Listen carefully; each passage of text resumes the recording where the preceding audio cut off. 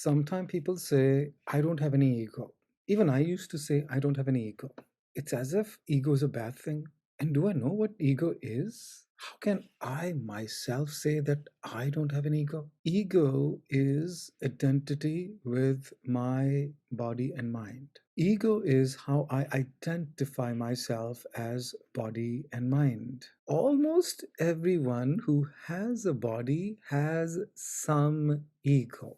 I know this is who I am in terms of the way I look, my preferences in terms of clothing, eating, and I feed my body to keep this body alive, to keep the identity with this body alive. I identify with my mind, my own thoughts, my own preferences, my own feelings, my own idea of right and wrong. I don't identify with that identity with myself, with my mind the way it is ego. It's necessary to have ego for the personal, individual soul's development. If I don't have ego, would I be eating, sleeping, and doing everything that I need to? Most importantly, will I be able to fulfill the purpose of my life if I don't have ego? Ego is not a bad thing. Ego is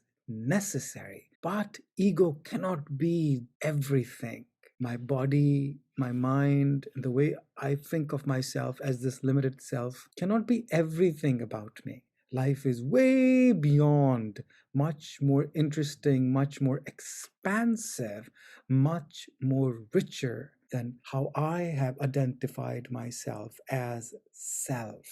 Perhaps ego can be equated to like blood pressure, not too high, not too low. Certain range of acceptable blood pressure is there to regulate our body. Ego also has to be like that. It is a tool given to us to regulate our living conditions. Having zero ego, zero boundaries, not learning to say no, and not ego is given for self preservation. And some of us are mistaken thinking that I should be ego free, as if ego is a bad thing. Same way, ego is there to take care of this body, to take care of this mind, and to propagate what is inside of me, to be able to fulfill the purpose of my life, to be of service to society, to humanity.